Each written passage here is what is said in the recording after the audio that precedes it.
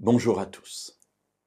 Jésus nous a donné une mission, celle d'annoncer l'amour de Dieu manifesté par la venue justement de Jésus, sa mort, sa résurrection, son intercession actuelle pour chacun de nous.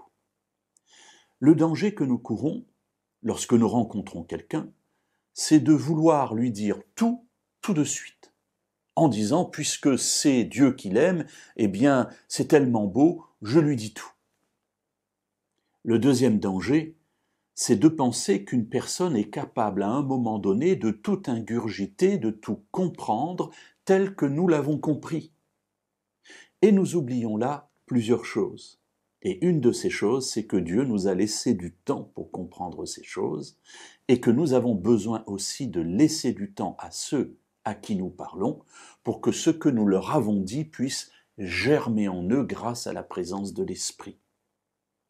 Ainsi, tout dire à un moment donné n'est pas toujours la meilleure solution. Et parfois, il vaut mieux distiller ces grandes vérités bibliques peu à peu, certaines à un moment, d'autres à d'autres moments, plus adaptées, et ainsi demander à Dieu de nous donner l'intelligence du temps pour cette annonce. Alors cela est mentionné par Jésus lui-même. Un jour, il est sur une montagne et là, il est transfiguré. Il rencontre là Moïse et Élie qui viennent parler avec lui. Et en descendant de cette montagne, après cette vision extraordinaire, Jésus dit aux disciples qui l'ont accompagné, c'est-à-dire Pierre, Jacques et Jean. Il leur donne cet ordre. Ne parlez à personne de cette vision, jusqu'à ce que le Fils de l'homme soit ressuscité des morts. Alors il y a deux temps dans cette parole de Jésus. Le premier temps, c'est ne parlez à personne de cette vision. Taisez-vous, vous gardez ça pour vous. Je vous interdis d'en parler. Et puis le deuxième temps, c'est jusqu'à ce que le Fils de l'homme soit ressuscité des morts.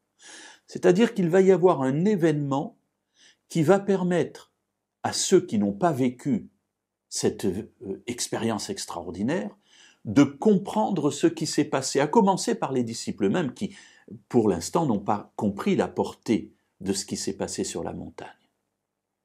Et cela nous montre qu'il y a un temps pour tout, que de tout dire n'est pas toujours la meilleure solution, mais qu'il nous faut la sagesse de Dieu pour savoir à quel moment je dois parler, à quel moment je dois me taire.